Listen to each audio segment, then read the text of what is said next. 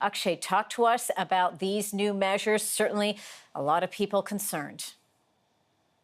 Good morning, Angie. Certainly a lot of people concerned. We're talking about the top tier level of lockdown that has come into Ontario's and Canada's largest city, Toronto, and the Peel region that has come into effect as of today. And of course, there are many people who are concerned about what all is shut and what is open. So let's get to it straight away. Let's take a look at now what all is closed. All indoor public events are closed. No indoor dining. Restaurants and bars are able to offer takeout and delivery only. It's the same thing for retail, personal care services, cinemas and casinos. Public spaces like museums, art galleries, and libraries all closed. Basically, all non-essential services have shut down. What can stay open now? Let's take a look. Schools, a major reason behind all the other shutdowns. Outdoor public events can go on, but with a limit of only 10 people maximum.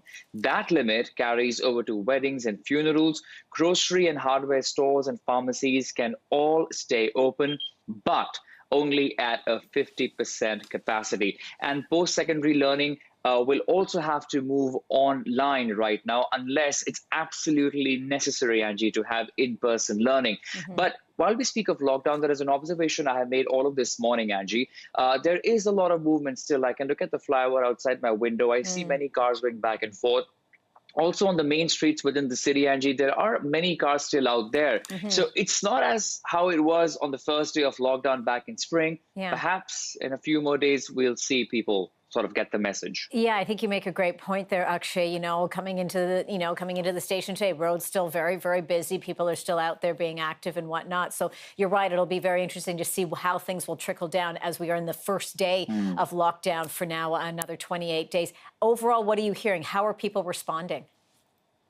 Well, Angie, it depends on which side you truly are. For example, small businesses are actually wondering, and they're struggling to understand why is it that they are the target each time while the big stores continue to see huge lineups. Let's take a listen.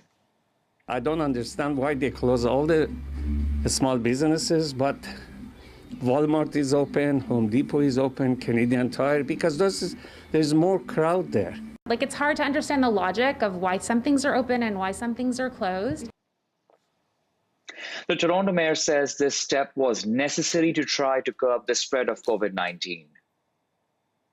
Let's remember the key objective to this. The key objective to this is to reduce the contact that people have with one another in any setting. Dr. DeVille has said many times during the course of the pandemic, it's not the place per se, it's the people who are there and the contact they have with each other. Now, this is a harsh new reality facing millions of people for the next month. And it's important to also remember, Angie, the mental health concerns. We're seeing increased rates of anxiety, depression, people with pre-existing mental health issues, people with pre-existing addiction issues. So we have to support each other. And this lockdown, Angie, as we know, is now on for 28 days. That means the reassessing of the situation will be done only on December 21st, which is just a few days before Christmas. Goodness. Back to you, Angie. 4 days before the big day. We'll have to see how things unfold and keep a close eye on those numbers. All right, Ctv'S Akshay